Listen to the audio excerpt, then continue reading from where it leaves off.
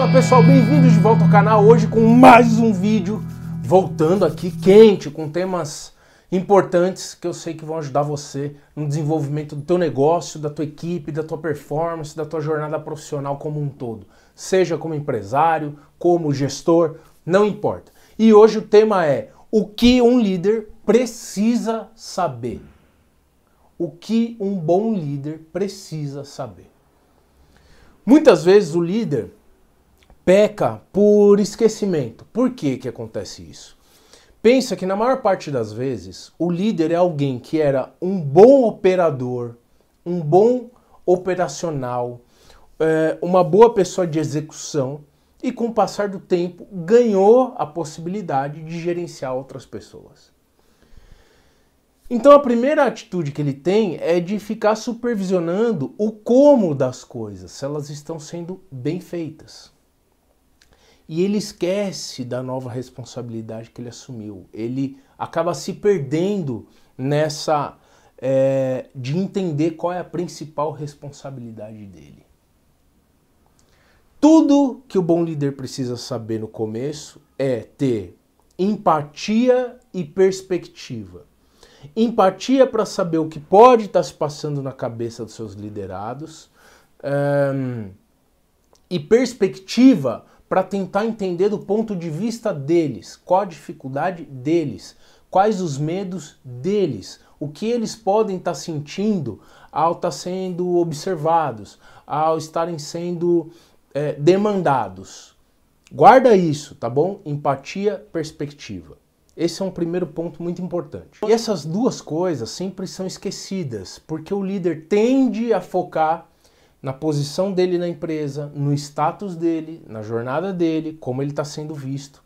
E ele abandona a maior responsabilidade dele, que já não é mais entregar, já não é mais fazer, já não é muitas vezes nem o próprio resultado. A nova responsabilidade do líder não é nada além de pessoas. Cuidando das pessoas, ele cuida de todo o resto. O líder não é responsável pelas coisas. Ele é responsável pelas pessoas que fazem as coisas.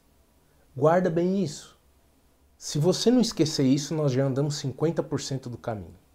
O outro ponto é tomar muito cuidado, principalmente se você veio dessa origem operacional, para não microgerenciar.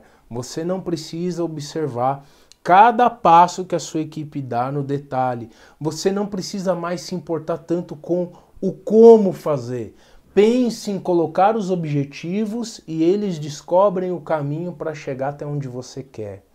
Não microgerencie. Isso desgasta as pessoas, desgasta você e ninguém faz coisas idênticas, ninguém escolhe os mesmos caminhos para chegar no objetivo final. Pode ser que a sua equipe encontre meios mais fáceis, mais objetivos, mais baratos de fazer o que você fazia antes. Então, muito cuidado com o microgerenciamento, esse é um erro fatal. Lembre que para liderar é necessário prática. A liderança é como um músculo que você exercita. Se você exercita, ele fortalece. Se você esquece, ele enfraquece. Para ser um líder forte, você precisa praticar. Se é só praticar, todos deveriam ser capazes de se tornar um líder, certo? Então por que nem todos se tornam um líder, se é só praticar? Porque ser um líder exige um grande sacrifício pessoal. Quando um trabalho é bem feito, quando os resultados chegam, o líder tem que entregar para todo mundo os méritos. No entanto, quando uma cagada acontece, ele tem que imediatamente assumir para ele o problema. Essa é a diferença entre as pessoas que se tornam líder e as que não querem se tornar líder, porque exige esse sacrifício. Agora, se cuidar das pessoas é a maior responsabilidade do líder, mais do que qualquer outra coisa, você não pode, sendo líder, cuidar de quem você não conhece. Cuidar de quem você duvida. Cuidar de quem você briga. Então você precisa, naquela posição que eu falei do início, entrar com a empatia para entender o seu liderado, saber as dúvidas, os medos, as angústias. Você não tem como ajudar quem você não conhece. Então entra no dia a dia das pessoas, procura entender os anseios e as dúvidas, que você certamente vai estar na direção certa. E como líder, o que é uma coisa interessante de você fazer? Isso no Brasil é muito polêmico, mas o líder de verdade deveria fazer de tudo para evitar demissões. Porque demissões comunica para a empresa inteira que algo não está bom, que uma pessoa que ficou ali por um período não funciona, foi rejeitada, que por mais que ela tenha trabalhado, ela está sendo desligada, e isso abala as estruturas. Isso abala a confiança das pessoas naquele ambiente. Não significa que você tenha que engolir tudo a seco, aceitar todo tipo de comportamento ruim, incompetência, falta de apetite, mas para minimizar demissões só existe um caminho: investir bastante tempo na seleção das pessoas. É por isso que eu defendo tanto que as escolhas sejam bem feitas, que você dedique muito mais horas na hora de selecionar candidatos, na hora de formar um time. Por isso é o nome de seleção. Entende-se que quando você monta uma seleção, você está escolhendo a melhor pessoa possível para aquele tamanho de cadeira, para aquela função específica. Então, se você compreende isso muito bem, você cumpre a etapa que eu estou te sinalizando aqui, que é evitar demissões, evitar ruído, evitar barulho, clima de insegurança, dúvida se eu vou ser o próximo ou quem vai ser o próximo. Então, tenta entender que o líder, ele tem a obrigação de criar um ambiente seguro. Quando o líder cria um ambiente seguro e as pessoas se sentem assim de verdade, você ganha um outro benefício gigantesco.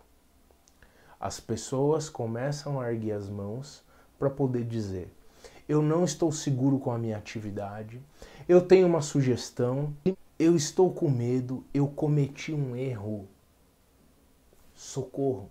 Quando o ambiente é seguro o suficiente, quando as pessoas se sentem envolvidas, abraçadas naquele microecossistema, elas trazem para você lealdade, sinceridade, antecipação. Olha, eu estou erguendo a mão porque vai dar um problema ali na frente. O meu conhecimento já está sinalizando, mas eu não tenho medo de falar. Eu acho que você precisa saber como a gente pode prosseguir para resolver. Você entende o clima forte, o ambiente seguro que você consegue transformar quando você age dessa forma? E o líder, quando está treinado, quando está com os músculos da liderança bem fortalecido, ele cria uma obsessão pela direção que ele está levando o time. Ele sabe que vai chegar lá, ele não se abala com as dificuldades no meio do caminho, ele consegue conduzir todo mundo numa direção que ele acredita em termos de visão, mas que o time concorda, e ele faz daquilo um alvo que vai ser perseguido mesmo quando ele não está presencialmente, mesmo quando ele não está no dia a dia, mesmo quando ele não está nem na empresa às vezes. É por isso que o sucesso da liderança à distância vem do explicar o porquê estamos indo naquela direção. Vem do esclarecer o significado da importância do trabalho daquelas pessoas. Quando você atinge esse nível de maturidade, esse nível de experiência, a sua obsessão continua firme e vigorosa, só que você consegue dar luz para as pessoas entenderem por quê e quando e qual o tamanho do esforço é necessário para chegar nesse destino. O líder treinado, maduro, seguro, tem obsessão pela direção que vão perseguir. E eu não falo que essa direção vai ser sempre de resultados, porque cada empresa tem uma situação. Uma determinada empresa pode estar querendo se safar de tempos difíceis, uma outra pode estar querendo ampliar a sua fatia de mercado em cima de um concorrente. Então, essa direção pode ser qualquer coisa, pode ser qualquer coisa. Pode ser uma reconstrução de marca, uma reconstrução de imagem, pode ser muitas outras coisas, mas ele tem obsessão pela direção, pelo caminho que eles estão indo. Antes de encerrar esse vídeo, eu tenho uma novidade para vocês. Vocês precisam acessar os links que estão aqui na descrição, porque eu tenho um treinamento pronto para você fazer para você mesmo melhorar como profissional ou para entregar para o seu time voar, tá? Também tem a minha newsletter, receba conteúdo de alta qualidade direto no seu e-mail de graça. Aproveita os dois links, tá aqui na descrição e vamos seguir junto, tá? Força e vamos para frente sempre!